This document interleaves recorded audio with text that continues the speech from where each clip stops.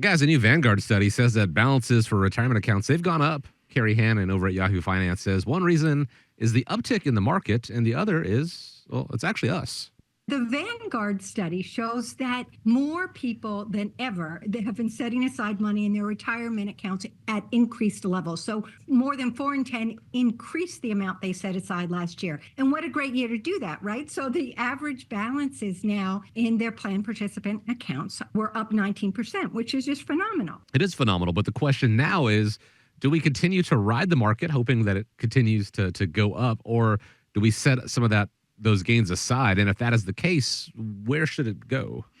Well, this is kind of crazy that we got this outline in this week, and I actually had a really good conversation with a new client of mine, brand new client, first time I ever met them, and we talked about this very, very topic, and he actually has they are a SIRS. So they are getting a pension, and I was able to show them how their SIRS was working and for health benefits. And he has a deferred comp. And he told me, we were talking about his investments, and I asked him, I says, hey, if you don't mind, I want to ask you a question. He says, sure. I says, how's your deferred comp going? He says, oh my God, it's phenomenal. He says, it's really, really doing well. Because what I always try to do is I try to help, and if we can offer some benefits to clients that maybe don't have an investor or are not real sure exactly what they've got, I always want to refer to you guys. So he said it's doing quite well. I says, well, do you have anybody? He says, well, not really. I'm kind of monitoring it myself.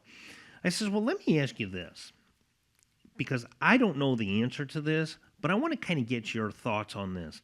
I said, how much is enough? And he kind of looked at me and with a kind of a puzzled look on my face. I said, well, here's what I mean. Your earnings in your deferred comp are really, really doing well. They've been doing well for, a good 14 to 16 months, and, with the market being up. I said, but, because he's 68 years old. And I says, well, at what point do you pull back, are comfortable with earning a little bit to protect against those possible big loss that may come down the pipe? Are your financial investments at a point right now in your life where you can afford to pull back and live comfortably where you're at?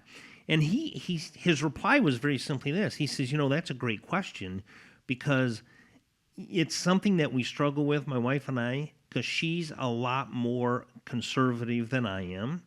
Our deferred comps have been doing quite well, but we're financially at a point where we can afford to pull back and ride comfortably with the peace of mind knowing that I've got income coming down the pipe with no big deal, right? So I guess the question, I would pose is, at what point, and I don't know if this is the right term, but at what point is it greedy to keep in that market? So when you deal and talk with people about this, how do you handle that? It's a very individualized discussion. I've had discussions with clients where I tell them, if we could sign a contract for 5% for the rest of your life, I think you should sign that and just enjoy the rest of your life in your entire retirement, because they have enough money put aside where they Sure. don't need to take risks. Most people, they want to do the best they can with the money that they've saved, and they could always use a little bit more. So that's where having a financial advisor is so important, because it's our job and it's our duty to stay on top of what's going on in the marketplace. Like if the government does cut interest rates 3 times this year, that's generally a good sign for the stock market. Sure. If in a typical presidential election year, the stock market returns in essence around 11% and has historically. So should people be getting out of the market if there's potential for gain? I personally don't think we're in a bubble. I don't think we're overvalued. I think there's still value in the stock market. it's an individualized thing, but we need to be well versed in every aspect of where a person can place their money to do the best and get what they need out of it. And so that's why people that don't have a financial advisor, I think they would be constantly second guessing what they're doing. Oh, sure, because you just don't know. It's the ebb and flows. I don't know.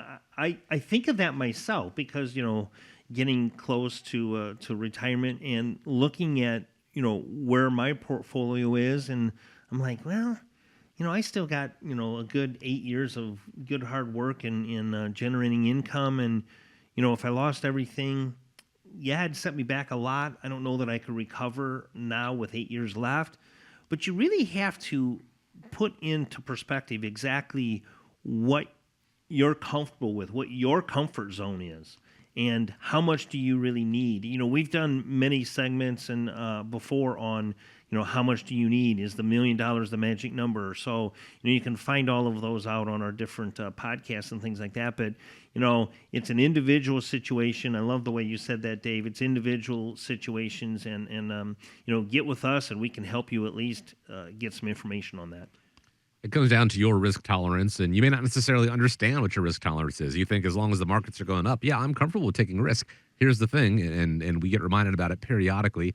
The market doesn't go up forever. It does come down. And so, hypothetically, would throwing out numbers, an 8% gain on this year, would it affect the overall quality of your retirement on your nest egg? Perhaps. Would a 20% drawback on that affect your retirement?